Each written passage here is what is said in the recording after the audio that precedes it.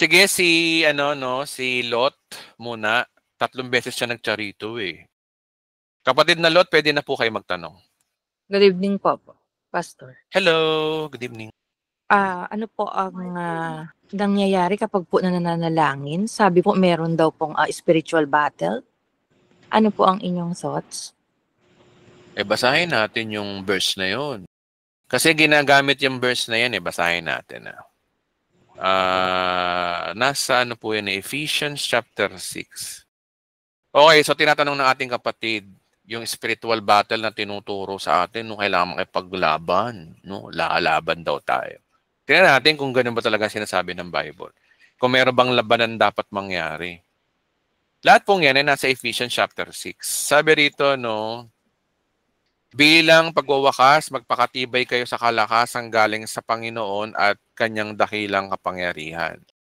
Okay, sabi rito, no, gamitin ninyo ang lahat ng kagamitan at sandatang pandigma na kaloob ng Diyos upang makapaglabanan niyo ang kapakana ng Diablo. Mga kapatid, no, ito ay hindi po literal, ito po ay metaphor lamang po. Kasi ang pakikipaglaban dito, malalaman natin kung anong klaseng pakikipaglaban ba to, no? Laban ba to sa Diablo? Laban ba to sa sarili natin? Para manampalataya tayo, etc. Tingnan natin. Sabi rito, no, gamitin niyo yung sandata. Yung pakana ng Diablo. Okay? So may pakana. Tanong, ayun ba talagang sinabi ng tingnan sa King James? Baka hindi naman yun. Put on the whole armor of God that he may be able to stand against the wiles of the devil. Oh, okay, sige. Accepted. Ano ba si devil? Si devil, tandaan niyo po mga kapatid, si Satanas, wala ho siyang kapangyarihan sa anumang mga galaw ng sanlibutan, maliban lamang kung loobin ng Diyos. Ito example dito, no, yung kay Job. Ang si Satanas, nakakapag-penetrate lang siya kapag may kapahintulutan ng Diyos. Nasa Old Testament po yun. Old Testament stories. So, ibig sabihin, walang galaw si Satanas sa buhay natin, maliban lamang kung may kapahintulutan ng Diyos. Okay?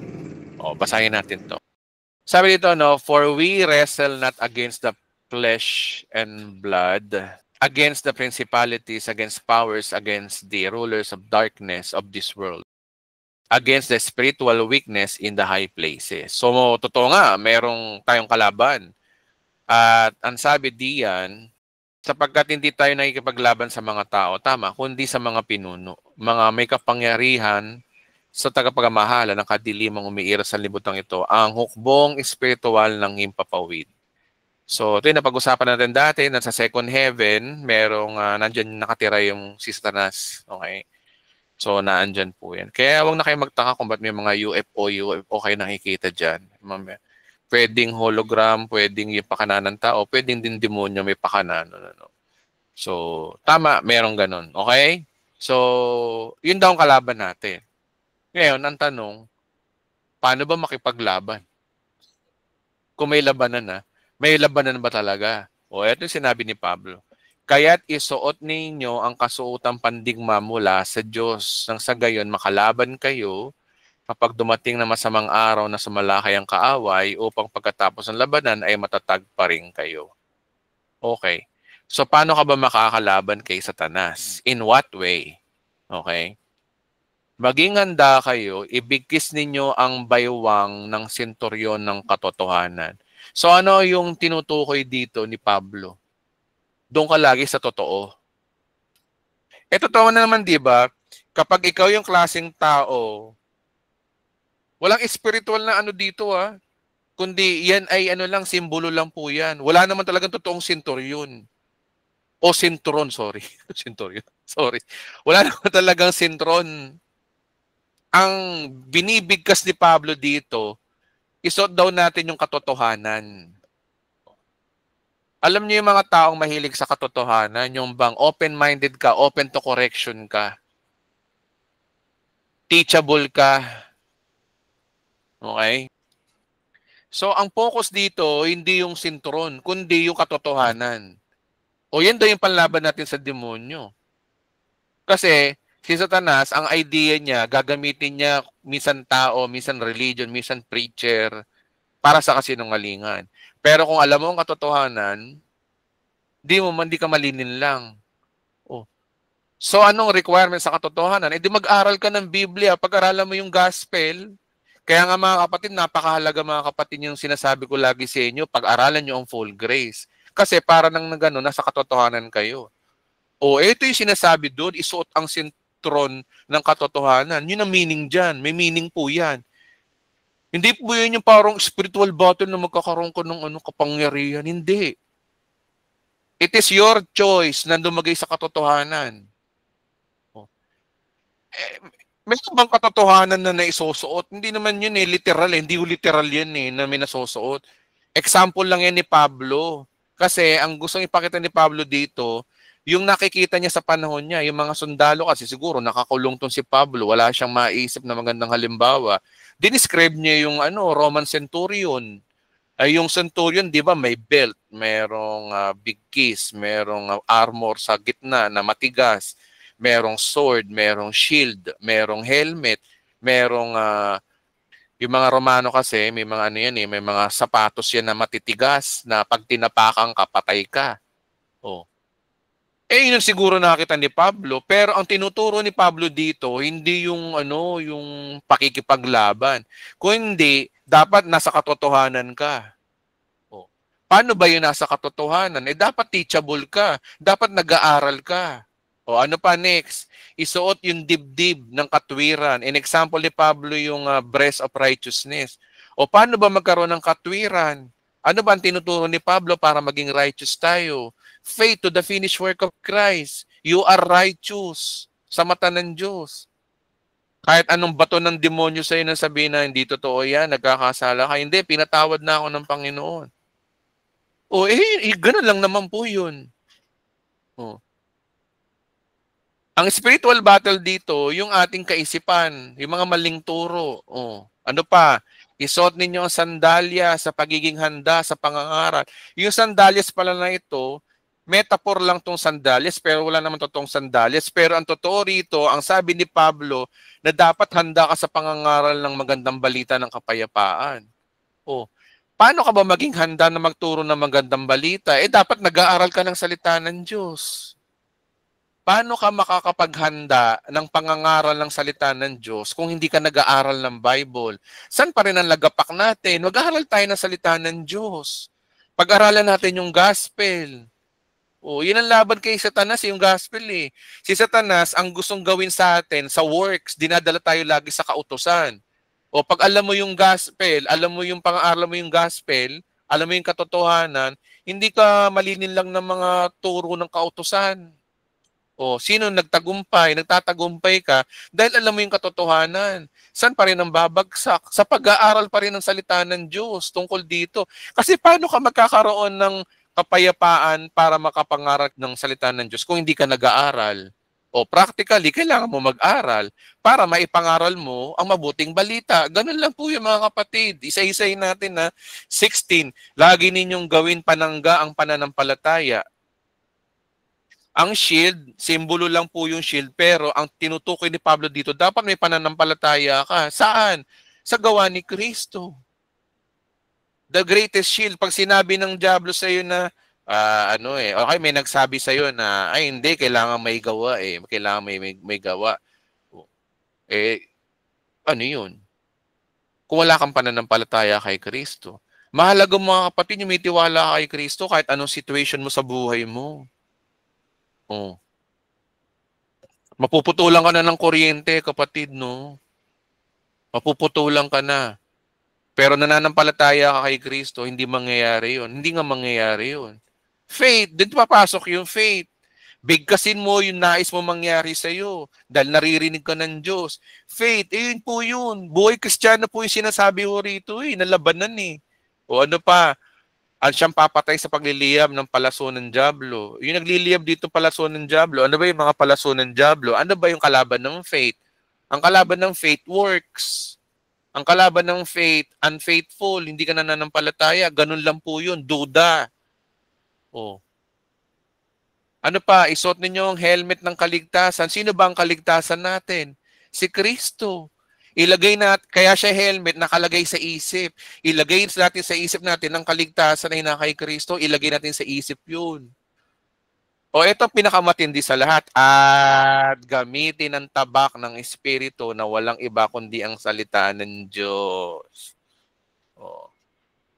Paano ka lalaban kay Satanas kung wala kang alam sa Bible? Lalaban ako sa iyo, Satanas! Pero gatutpick yung ano mo, no? Gatutpick yung sword mo. Eh kung kasi laki ng sword ni Voltes 5 yan, pwede ka pa makalaban. So ano ang idea dito? Mag-aral ka ng salita ng Diyos. Oh. At saan daw yung pakikipaglaban na ito? Paanong paraan? Ang lahat ng ito ay gawin ninyo na may panalangin at pagsamo, manalangin kayo sa lahat ng pagkakataon, sa patnubay ng Espiritu. Lagi kayong maging handa at patuloy na panalangin at lahat ng hinirang ng Diyos. Through prayer. Oh. Prayer na may patnubay ng Espiritu. Kasi meron kasing prayer na walang patnubay ng Espiritu, nananalangin lang paulit-ulit. Lord, sa pangalan ni Jesus, pinapanalangin ko po ang aking kapatid na gumaling na po sa pangalan ni Jesus. Lord, parang awa mo na po sa pangalan ni Jesus. In Jesus' name. Eh, walang patnubay ng Espiritu yun. Eh, sinabi ng Biblia, huwag ka mananalangin ng paulit-ulit. Tapos paulit-ulit ka na nanalangin. Mahalaga kasi dito yung faith. Okay? Mga kapatid, ganun lang po yung sinasabi ni Pablo dito. Wala nang laban-laban, pero ibang Kristiyano, no? Puro pakikipaglaban, ano? Kung sino-sino yung mga kinakast out, no? Pag may kumakain, misis mo kumakain, ang lakas kumain, papanalangin mo misis mo, no? Sa pangalan ni Jesus, espiritu ng katakawan. Yun daw ang ano, laban daw yun, laban. O di nagiwalay kayo, pinala. Ayaw mo na matakaw, eh. O ano? Lumayas ka! Ayun, lumayas yung misis mo. Hindi sa Satanas yung lumayas. Lumayas yung misis mo. Hindi ganun ang ano, hindi ganun ang pakikipaglaban, mga kapatid. Hindi ganun ang pakikipaglaban. Ang pakikipaglaban, more on, ano, wala pag-aaral ng salita ng Diyos talaga. Kasi tinan mo, no, ang isa lang naman talaga ng panlaban sa maling kaisipan, eh, salita ng Diyos. Kaya nga yung tabak dyan, salita ng Diyos, eh. Di ba? Mga kapatid, ganyan po ang tamang interpretasyon ng full grace dyan. O, tapos nag-request si Pablo dito sa mga taga-Epeso, panalangin din ninyong ako'y pagkalooban ng wastong pananalita upang buong tapang akong mapahayag. O, okay lang naman yung manalangin tayo ng ganito, eh, na yung prayer natin sa mga preacher. Lord, bigyan niyo po siya ng tapang na makapagsalita. Okay lang yun. Dahil sa magandang balitang ito, ako isinugo at ako ngayon nakabilanggo, kaya't pinapalalangin ninyo. O ito, personal na to, kaya huwag natin basahin to, pero ang ano kasi dito, yung idea. So ano, big idea na Matthew 6, ano, magbasa kayo ng Bible, mga kapatid, aral pa kayo. Aral pa kayo. Aral tayo ng full grace. Kaya ang big idea dito, the best weapon para labang kay Satanas, hindi nakukuha sa sobrang prayer. Hindi sa prayer and fasting. Yung mga instrumenta dito, more on makakamit mo to sa pag-aaral ng salita ng Diyos. So ano ang big idea dito? Ang labanan dito, ang pakikipaglaban dito, mag-aral po kayo ng Bible. Bro mo, natuto ka lang ng full grace, mga ilang linggo pa lang nangaral ka, no, o di na-persecute ka. Kasi nga, hindi pa hinog ang pag-aaral mo. Kailangan mo mag-aaral. May nagtanong sa'yo, dapat ba tayo umabuso sa kasalanan? Opo, sabi ni Pastor Edwin, huwag umabuso sa kasalanan. Oh, mali. Dapat sabi ng Biblia. Dapat confident ka na sa Bible galing yon. Sabi ni Bishop Amy. Oh, hindi si Bishop Amy dapat. Sabi ni Joseph Prince, sabi ni Calvin, mali. Dapat sinabi ng Biblia. Confident ka na yun ay galing sa Bible. Kapag alam mo ang Bible, pag may nagturo sa'yo, ang lagi mo masasabi, sa Bible yan. confident ka magsalita ng ganun kapag alam mo ang salita ng Diyos.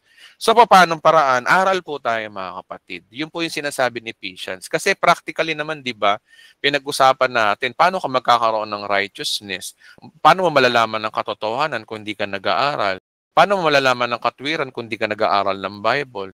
Paano ka magkakaroon ng paghahanda ng pangangaral ng salita ng Diyos kung hindi ka rin nag-aaral ng Bible? Puro pag-aaral ng Bible ho ito, no? Paano ka magkakaroon din ng pananampalataya kung wala kang alam sa Bible? At higit sa lahat, paano ka magkakaroon ng tabak? Kung yung tabak mo kasing ikli na ng toothpick, konti lang alam mo sa Bible. Kaya ang buo ng ito lahat talaga sa lahat, sinasabi, magkaroon tayo ng pangunawa sa Bible. Yun lamang po yung kapatid. So sa tingin ko kapatid, medyo napahaba yung sagot ko. Yun lang po yung ating masasagot dun. Pastor, yung 12 po, nabasa po ba natin? 12. Sapagkat hindi tayo nakikipaglaban sa mga tao, kundi sa pinuno, sapagkat may kapangyarihan. O yun nga, pinapaliwanag dito na ang kalaban natin ay si Satanas. Simple as that. Ngayon, ang content dyan, paano mo lalabanan? Ito, yung content mismo. Tapos lumalabas niyan, para makipaglaban kayo kay Satanas, kailangan puno kayo ng salita ng Diyos. Ganun lang po yun, kapatid. Kasi tinan nyo, no, ano ho bang pakikipaglaban ba ang gusto natin marinig? Yung kasi ang ano dun. Simple na naman ang sinasabi ng Bible. Si kalot lagi kung samot. Ay, ganun. So, kapatid, na yun ang sagot natin doon. Tama. Si Satanas, pakikipaglaban. So, ano pakikipaglaban po ba ang gusto nating mangyari ho dyan sa mga nakikinig, no? Kasi ang tinuro kasi sa atin ng perverted, puro ano yun, no? Para tayong Power Ranger na nakikipaglaban. Alam niyo ba yun? Kailangan meron kang powers talaga.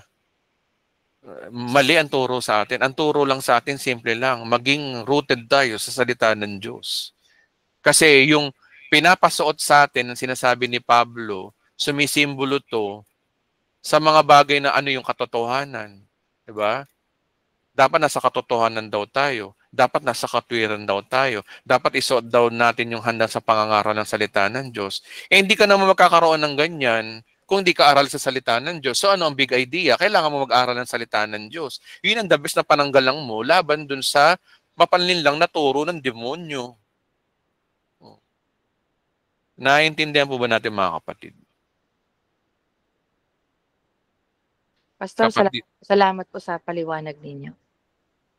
Sigurado ka kapatid, okay lang ba? Baka meron pang question. Pastor, kapatid. sila Michael, Archangel, at di ba merong Army of God? So ngayon, tahimik lang sila. Wala naman silang pinaglalaban ngayon. Old Testament po yung kapatid eh. At saka tinan nyo, no, hindi natin alam kung anong klaseng pakikipaglaban ang ginagawa ng mga anghel. Yun po ba ang saka pangatlo mga kapatid, no, basa tayo para matapos tong issue natin. Wait lamang po.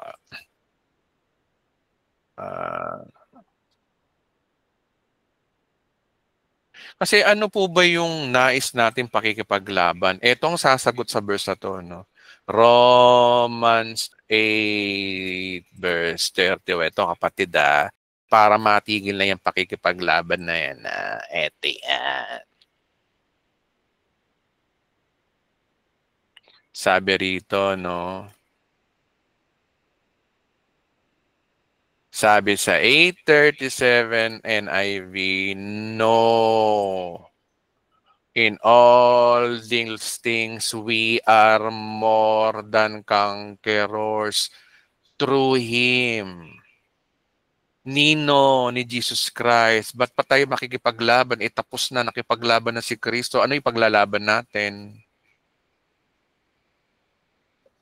Ano bang klaseng pakikipaglaban ang gusto natin?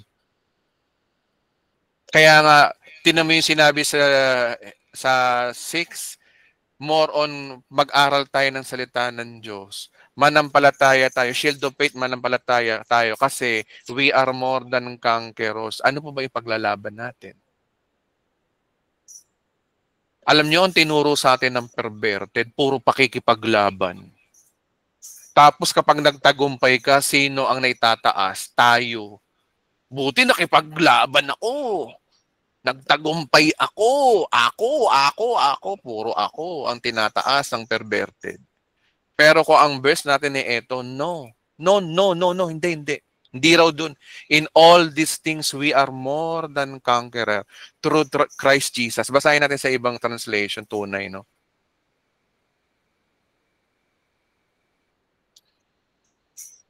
We are more than conquerors through Him that love us. Sino tong Him na to? Sino ba to? Eto, si Christ. Ayon sa context. Who shall separate us from the love of Christ? Tribulation ba? Stress ba? Persecution? Famine ba? Nakedness, peril, or kamatayan? It is written, no, in all these things we are more than conqueror. Kapatid, hindi tayo ang nakikipaglaban, si Kristo ang nakipaglaban sa atin. Kaya wala hong sinasabi sa atin makipaglaban kasi we are already victorious and more than conqueror. Ano yung paglalaban? Naiintindihan niyo po ba, kapatid? Opo, Pastor. Nakinig po ako. Naiintindihan po ba natin, kapatid? Nasagot po ba? Opo, nasagot naman po, Pastor. Maraming salamat sa magandang paliwanag po. Okay. Ipayapa mo na po natin, mga kapatid, ang ating isip. Ang diablo, wala po yan. Pinipitik-pitik lang po natin yan. May penetration lang ang diablo sa atin kung tayo hindi nag-aaral ng salita ng Diyos. Tandaan po natin. Kasi ang liwanag dito para hindi makapag-penetrate si Satanas sa'yo, ibig sabihin daw, mag-aral daw kayo ng salita ng Diyos. Yun lang po yun ang ibig sabihin. Kasi tinan mo, paano ka magkakaroon ng katotohanan kung hindi ka nag-aaral ng salita ng Diyos? Paano ka magkakaroon ng tamang katwiran kung hindi mo alam ang salita ng Diyos? Paano ka makakapangaral ng magandang balita kung hindi ka nag-aaral ng salita ng Diyos? Paano ka rin magkakaroon ng pananampalataya sa tinapos na gawa ni Kristo kung hindi ka aral sa salita ng Diyos? At paano ka rin magkakaroon ng alam mo kung ang kaligtasan mo inawawala o hindi kung hindi ka rin alam sa salita ng Diyos? At paano ka magkakaroon ng malaking tabak ng salita ng Diyos kung wala kang salita ng Diyos? So ano ang big idea dito? Ang pakikipaglaban sa diablo, simple lang, dapat aral ka sa salita ng Diyos. Kung ang mga natututunan natin, puro perverted, yun ang kalaban natin, mga malinturo. Biro mo, tinuro sa atin ng reliyon, puro pakikipaglaban. Wala naman tayong dapat ipaglaban Simple lang pinapagawa ng Diyos sa atin Para hindi ka malinlang, alamin mo yung salita ng Diyos. Amen po ba, mga kapatid? Tapos, ang estado pala natin sa Diyos, hindi natin kailangan makipaglaban kasi we are more than conqueror. Kaya mga kapatid, ang tunay na gospel magbibigay sa iyo ng kapayapaan ng pag-iisip na hindi ka nag-aalala kung ano yung ipaglalaban mo. Dahil you already victorious. Pero ang tinuro ng religion sa atin, puro pakikipaglaban, works. May dapat gawin, mag-fasting, mag-prayer, magluluhod, mag-iiyak. Yan ang tinuro ng religion sa atin Puro pahirap sa sarili. So sa mga nakikinig dito sa YouTube, mga kapatid, panahon na lumaya na tayo. Alamin nyo na yung totoong gospel. Lalaya kayo dyan, mga kapatid. Panahon na para lumaya tayo. Ako, yung demonyo, wala yan. Kapag alam mo ang katotohanan, wala yan. Hindi ko kinakatakutan yan. Pinipitik-pitik nga lang yan. Hindi ko nga pinapansin yun Talunan na yan Natalo si Satanas nung si Kristo tinupad ang kautusan. Ang kapangyarihan ng Satanas ay nasa kautusan, pero si Kristo tinupad ang kautusan. Pag nanampalataya kay Kristo, wala nang kautusan ngayon. Ano ibabato ng diablo sa iyo? Okay, so maraming salamat sa tanong. Next question.